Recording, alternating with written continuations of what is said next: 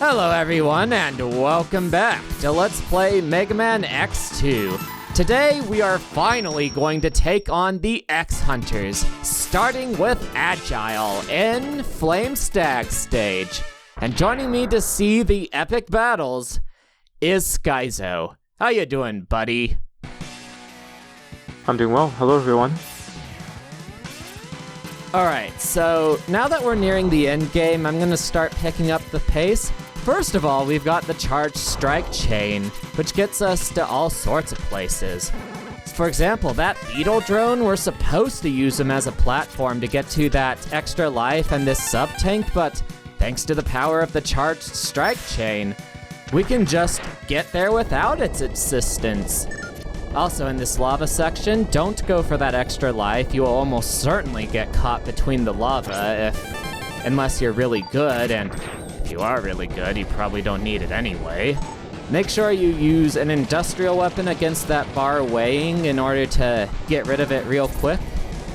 And then get this energy for Sub-Tank Village, and now we get to see what you're supposed to use the beetle drone for. Breaking itself against the walls. It's exciting. So, well, I hope the following bosses are more difficult, more challenging. Well, at least one of them will be. I can guarantee you that one. Not so much this guy, though. I will take it. His attacks do very little damage, even without the armor, but also because the Silk Shot's properties change sometimes depending on what stage you're in, and this guy is weak to the rock version of the Junk Shot. You can also use the Magnet Mine against him, but we haven't killed the Centipede that would give us the Magnet Mine yet. And even if you didn't have a weapon against him, his attacks are done entirely in response to yours, so as long as you're not on the ground before he lands, he will just keep on doing that jump shot over and over and over again. Make sure you turn up the frames per second too, because YouTube doesn't handle 30 FPS very well. Anyways, moving on. Let's do the air dash to get this extra life. Otherwise, you would have to use the beetle drone again. Alright, I enjoyed the theme of the stage. You know, fire, seems to be excavation as well. Indeed. It's really cool and very fast, too. Maybe a little short, but short and sweet. Yeah, this seems to be one of the fastest stages of the game so far. Indeed. Now it's time for another exciting boss fight. Not super difficult, but exciting. First of all, let us introduce the stun lock, as a lot of the weapons tend to do, which is part of why we went to Bubble Crab first. Ew, that's pretty broken. Well, at least he gets to attack, even if it's very predictable. Later X-bosses don't even get to do that. Oh, so we still have more bosses to go through that have very poor attacks. Yes.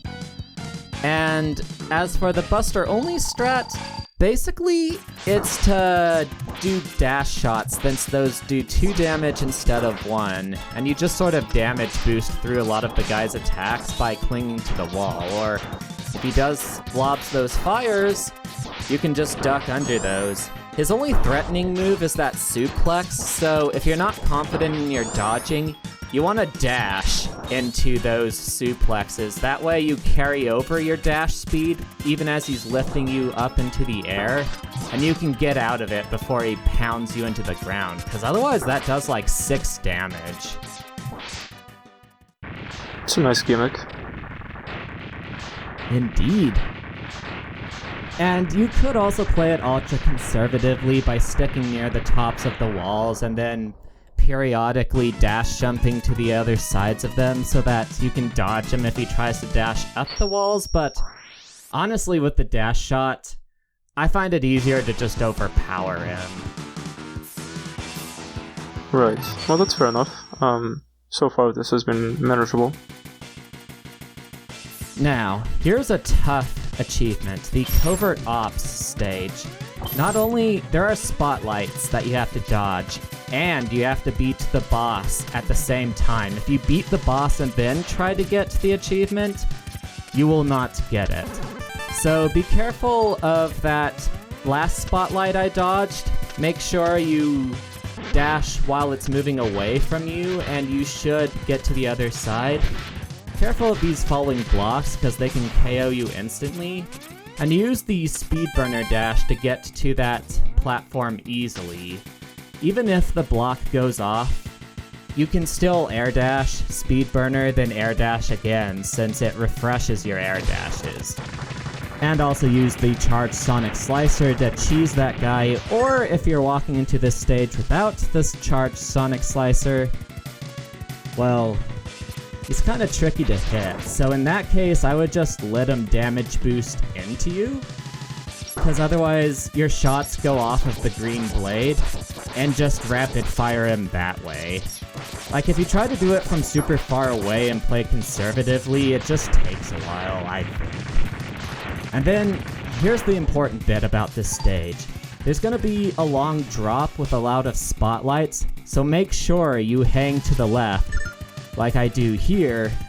Drop down, and then keep holding left, and that should get you through the spotlights easily. Once again, trying to overthink it actually makes things harder. It's what I call the Centipede dilemma. You ever hear of that, Skyzo? No, I haven't. What is it about? Basically, a centipede will move just fine as long as it's not thinking, but give it something to think about and suddenly it can't coordinate its legs anymore. Oftentimes when you're playing platformers, it's sort of the same deal. For example, this guy has an extremely unpredictable attack pattern with his mace, and you could try to look for visual cues like he tilts his head back and that means he launches it forward, or he twists his head to the side and that means he does more of an overhand swing. But really the easiest way to beat him is to just hang inside the corner of the ceiling, and on the rare occasions where the mace comes near you, pause buffer out of it. Because you're gonna have a really hard time beating this guy with just raw reflexes. Even I do. It does seem fairly difficult. It's actually kind of a shame that you can just do that and hop into the wall. But I enjoy your Centipede dilemma. Oh, just you wait until the fortress stages. You fight this guy again, but he can spawn these platforms in the middle, and his mace just like ricochets like crazy off of all of them, and just... oh, it gets really hard to dodge. There is still a way to cheese him, but it requires the arm buster. Without the arm buster, I think he's one of the hardest bosses in the series. I can definitely imagine. Yeah. As for that Raider Killer, if you saw this square thing that was chasing you around during this falling blocks section, that will try to scan and analyze your abilities, and the more times it does that, the more attacks he gets, but he never gets any bulkier. You still kill him fairly quickly, so I decided to just show his weakest version. Speaking of weakest version, this guy has a sort of glitch, as you can see in the caption right there. It's like, if you dash up against the wall right as the upper left bit leaves the screen, and then you drop down right as it comes back to you, it sort of cheeses the movement of it, and even if the trajectory gets stuck so that it keeps hitting you, you can just dash onto the wall and change the trajectory and just stand there and pelt him to death. However, that requires him to actually do the right move, so you still gotta learn how to buster duel him if he doesn't do that, like so. That's interesting. I like his design. Indeed. He was a member of the 17th unit, which I think was Zero's units. It's mainly specialized in sabotage and subterfuge and all that, and it's reflected in his posture and design. Anyways, his most deadly attack, but also kind of the thing that makes him easier, is that virus drain attack. It will take away your abilities the more times you get caught by it. First it takes your charge shot, then your dash, and then your jump height, and something else, but it will completely cripple you if you get caught by it too much. But fortunately, it also kind of makes him an easy target if you have the air dash, because you just let yourself get lifted into the air dash to kill his forward momentum, and then just get in free shots like that. So it's kind of funny how that works. You can get rid of his tail with the junk shot, but I actually find it easier to just take advantage of the openings, you know? Otherwise, it's just teleport spamming all over the place. Absolutely, although I didn't see him teleport at all. Oh. Maybe that was something I should have shown more of. Oh well. Sorry about that. It's no issue. It was a very nice environment too. Indeed.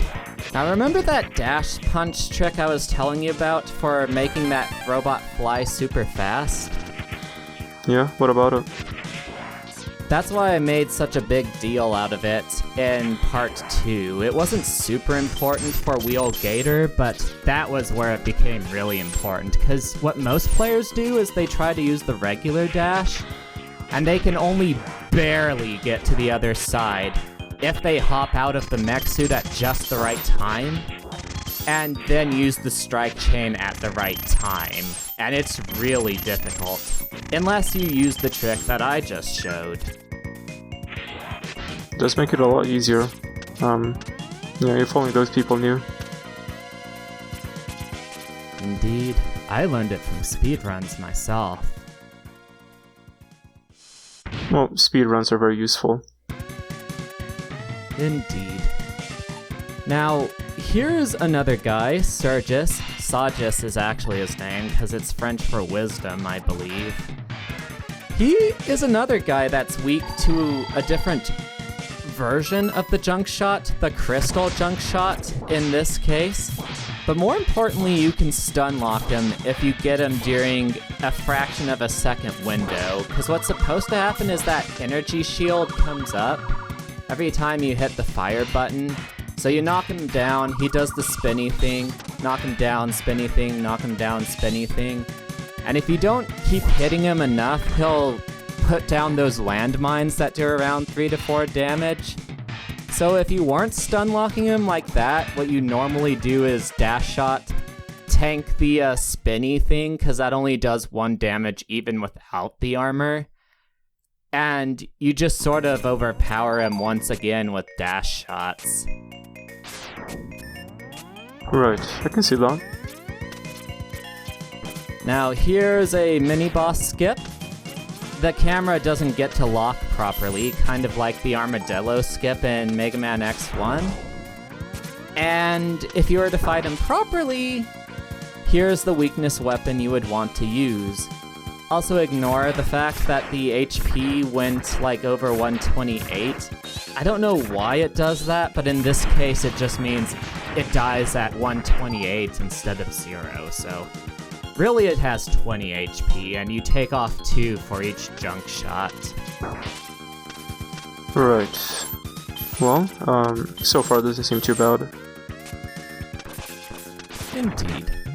And here is the helmet upgrade. I'm not sure how useful this one is, because, I mean, it helps you find hidden treasures and armor parts, but on the other hand, it's fairly hidden itself. So, I'm not sure it's useful for that purpose, but what I can tell you is that it decreases the consumption of your energy gauge. He doesn't tell you about that, but it does, by about 1/3. And if you have the complete armor, it diminishes all your weapons costs by 50%, so it's still much more useful than the helmet from X1 ever was. Not only that, but it also looks very stylish. Indeed, indeed. Speaking of stylish, this first strat is gonna involve a quick kill on Crystal Snail with a very specific set of moves. First of all, right as his HP gauge fills up, you wanna hit the shoot button, and that will allow you to get in a pellet shot while keeping the charge, like so. You wanna hold it after you've released it, of course. Get that magnet mine on him. I paused buffered it, but it's not strictly necessary. I just find the timing easier that way. And then just keep hitting him over and over with that continuous shot, or just keep playing soccer with his shell, since that's a thing you can do. That's something one of the programmers threw in because he thought it would be funny. And if you don't want to cheese him like that, you just use plenty of dash shots once again, because that crystal gel doesn't actually hurt you, it just keeps you trapped. And his only actual attack is that really telegraphed snail charge, so he's not too bad of a boss either. The only tricky thing is, after he's down really low, he'll try to slow down time, but if you hit him preemptively like that, he won't get to do it. It's very interesting, so he's meant to slow you down first and then hit you. Exactly. These bosses are certainly inventive, wouldn't you say? Yeah, they're nice. I mean, just about every boss in the Mega Man series are creative in one way or another. Indeed, indeed. Anyways, you'll note that I don't have an achievement pop up for getting all of Zero's parts. That's because he also has to do something later on in the game after you've collected the parts for you to get that achievement. So, for now, don't worry, I haven't forgotten anything. The time just hasn't come yet. And also you're supposed to get a cutscene where it says, "Oh yay, we got all of Zero's parts. Good, X. Now keep doing your best, X, and beat up all the other guys." But we skipped that with the "we found the X Hunter's base" dialogue, since we got the last Zero part on the same stage that we beat the last Maverick. Anyways, this is Fiona Day Quester signing out. Have a nice day, everyone, and see you for the epic confrontation. It's exciting. I can't wait. I'll catch you all later. Bye!